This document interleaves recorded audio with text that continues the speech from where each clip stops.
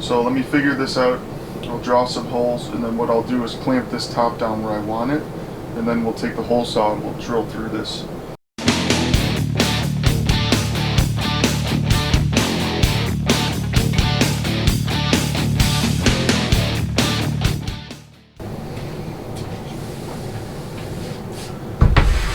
So, you ask yourself, what are we going to get into?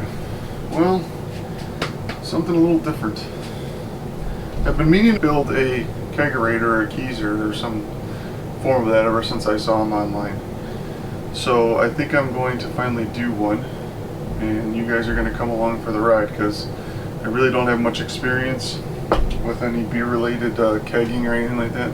Home brewing, that kind of stuff. And what I did is I got a freezer. I bought a 1-year used one. It's a 7 cubic foot freezer, chest freezer. The idea is we want to customize it. We want to do vinyl on the outside with some pictures and stuff.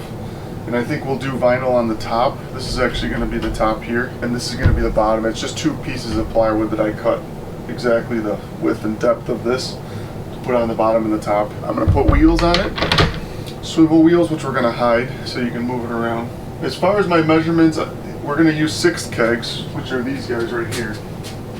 I have this one for testing. So we're going to use that. I think we can fit 3 of those in here, and then the CO2 tank will also go in there, and then all the diverters and the hoses and everything should fit in there. We're not positive yet. That's why we're just going to see as we go. But this is the plan. I wanted to give you a little idea of how we're going to do it. What I have here is some 1x4 pine. Select. I'm going to cut this down to make frames for the front and the sides, which are going to connect, and that'll make it more of a finished effect. So we're going to see it'll finish off all this. You'll see as we go. But actually we're just going to make like picture frames kind of, and then we're going to attach all 3 of them. That'll cover over the vinyl like edges and make it look nice and clean. We'll have to work around the defrost drain and the controls down here, but we should be able to make that happen. I ordered a special controller since this has to technically be about 36 to 38 degrees. There's a controller that shuts it on and off to keep the temperature just right inside. It has a thermostat and everything, so I'll show you that when it comes in, but we're going to use that. We have to drill some holes in the top of this freezer because we're going to end up making a tower with PVC like this, which is going to go down through the top. And then we're going to use this little fan so that we can circulate the air inside, and I'll show you how we're going to do that. And what else? I have the CO2 tank. I'm still waiting on some parts, but once they come in, we'll get going on that. But we're just going to throw all this together. We're going to figure out as we go.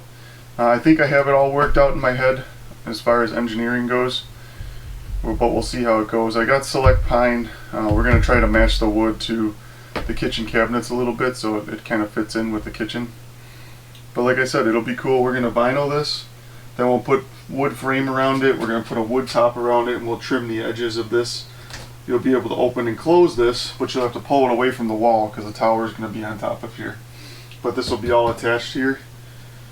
And then I think we're going to cut in this drain pan, which is just a catch pan, but that'll sit recessed in the top so that you can pull it out and clean it out if you need to. The only thing we're going to do locking wheels, but we kind of want to cover the wheels up too so that you can't see them.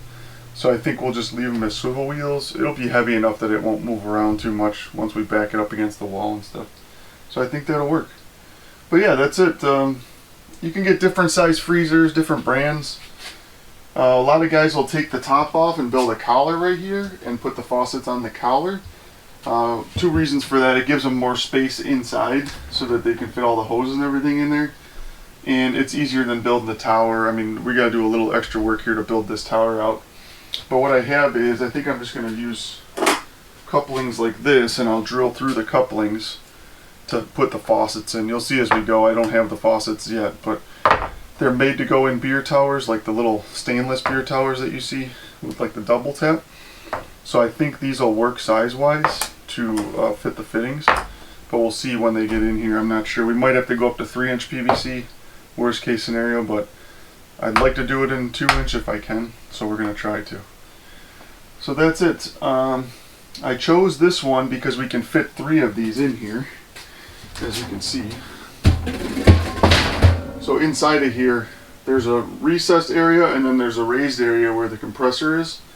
So that's why we can fit 3 of these kegs in here, and then a CO2 tank or 2 CO2 tanks up here. So that'll be nice and convenient. And then I don't want to use a collar, that's why I'm doing the tower. And as far as my measurements say that we will have enough room to fit the tap and everything on top of here, and then a 90-degree hose fitting, so that all the hose will go over and up the tower, and we should be able to get away with just this lid on here, because I'd rather not make it any taller if I can. So that's the intention. Obviously it's going to be raised up off the floor like 3 or 4 inches with those wheels on there, and then the top will sit on top of this 3/4 of an inch, so it'll be a little bit taller. But yeah, it should be just the right height, I think, for what we need. So what I want to do is, I already cut these pieces down. I didn't even show you that. They're just literally, like I said, they're the same width and depth as this. So one fits around this top perfectly. And then the bottom piece, same thing. It'll go around the bottom, flush with the sides. And then we'll put the trim frames that we're building around it. What I'm going to do is Kreg jig all of these from underneath with Kreg pocket screws. And that way we'll be able to attach everything together and keep it all hidden. Same with this frame. I'm going to try to Kreg screw all the frame from behind, so everything will attach from the inside, and then literally we'll just slide this freezer down or in to the carcass that we're making, and that way you won't see any of the screws or anything. It'll all be nice and compact and hidden. So that's what we're going to do. Right now what I want to do is I'm going to pocket hole these. You've already seen me pocket hole stuff, so I'm going to pocket hole those. I already have them marked out. Then I'm going to put the rest of the wheels on here, because I got to take the wheels off the pocket hole. That's why there's only one on there. And then I'm going to cut these down. I already figured out my lengths. These are obviously 1x4, so they're 3.5 wide. So we're just going to cut strips to go across, and then strips to go down. So I have 6 pieces to go across the sides and the front, and then 6 pieces to go down. I think that worked out to be 5 pieces. That's why I have 5 sticks here. So I'm going to go ahead and I think I'm going to cut those first, because I have to pocket hole the up and down ones on here. So I'm going to cut these down, and then we'll Kreg screw everything in here and screw these feet on, and then we'll have to cut this out, and then we'll start. After we do that, then we can figure out what we got to drill through.